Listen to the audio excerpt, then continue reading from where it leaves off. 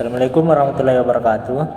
Saya atas nama Dimas Adi Nugraha dari kelas manajemen 2A dengan NPM 2023010029 ingin menjelaskan tentang tugas final yang diberikan oleh dosen pengampu Ibu Irdayanti Musyawarah. Yaitu yang soal pertama, apa yang Anda ketahui tentang arbitrase Indonesia? Apa manfaat arbitrase bagi para pihak yang bersengketa dan mengapa hakim dan jaksa panitera di pengadilan umum tidak dapat menjadi arbiter? Jawabannya, arbitrase di Indonesia adalah metode penyelesaian sengketa alternatif yang memutuskan pihak-pihak yang bersengketa untuk menyelesaikan masalah mereka di luar pengadilan umum. Adapun beberapa manfaat arbitrase bagi para pihak yang bersengketa seperti adanya privasi, kepastian hukum, kecepatan, fleksibilitas, serta biaya. Dan mengapa hakim, jaksa, dan panitera di pengadilan umum tidak dapat menjadi arbiter?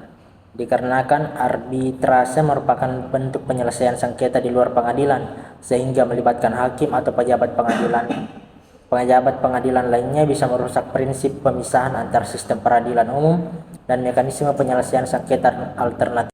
Nomor 2, jelaskan menurut saudara manfaat dan keuntungan Undang-Undang Perlindungan Konsumen di Indonesia. Jawabannya, Undang-Undang Perlindungan Konsumen di Indonesia memberikan manfaat yang signifikan bagi konsumen maupun produsen. Bagi konsumen, undang-undang ini menawarkan perlindungan hukum terhadap praktik-praktik bisnis yang merugikan. Konsumen mendapatkan jaminan atas hak-hak mereka, termasuk hak atas kenyamanan, keamanan, dan keselamatan dalam menggunakan produk dan jasa. Serta bagi produsen, undang-undang ini mendorong peningkatan standar kualitas produk dan layanan sehingga dapat meningkatkan kepercayaan konsumen dan reputasi bisnis. 3. Jelaskan cara penyelesaian sengketa perdata di Indonesia.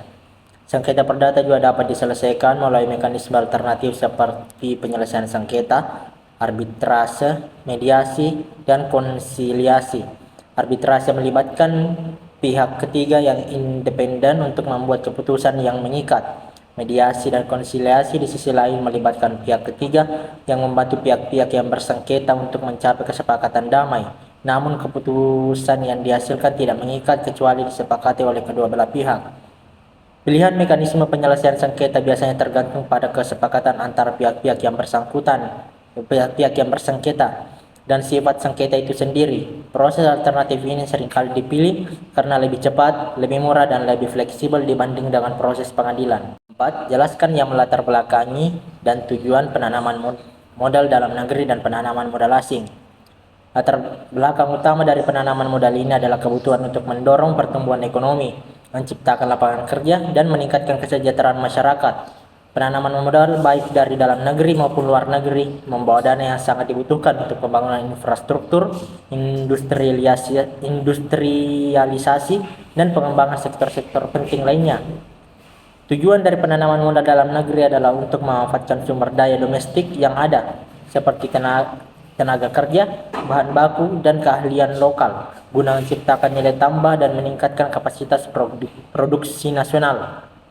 Sementara itu, penanaman modal asing memiliki tujuan untuk menarik investasi dari luar negeri yang dapat membawa modal, teknologi, dan manajemen yang lebih maju. Ini diharapkan dapat mempercepat transfer teknologi, meningkatkan kualitas produk, dan membuka akses pasar internasional bagi produk-produk lokal. 5. Manfaat apa yang saudara dapatkan dari mempelajari mata kuliah hukum bisnis? Sebutkan pendapatnya masing-masing. Mempelajari mata kuliah hukum bisnis memberikan berbagai manfaat kepada saya seperti pemahaman regulasi dan kepatuhan, mengetahui perlindungan hak dan kewajiban, mengetahui kemampuan analisis dan penyelesaian masalah, kesadaran akan hak konsumen. 6. Jelaskan yang dimaksud cybercrime dan bagaimana cara mengatasinya jika cybercrime dalam pencurian situs atau data penting. Cybercrime merujuk kepada aktivitas kriminal yang dilakukan melalui jaringan komputer dan internet.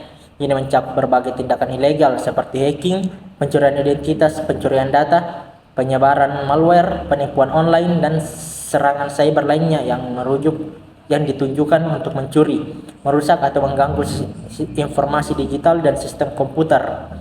Ada beberapa langkah yang bisa diambil seperti identifikasi dan isolasi insiden, laporkan kepada pihak yang berwenang, perkuat keamanan sistem, pemulihan data, edukasi dan pelatihan penggunaan teknologi keamanan, tinjauan dan pembaruan kebijakan keamanan, serta memiliki backup data tersebut. Ceritakan kembali tugas individu yang telah saudara buat secara interaktif.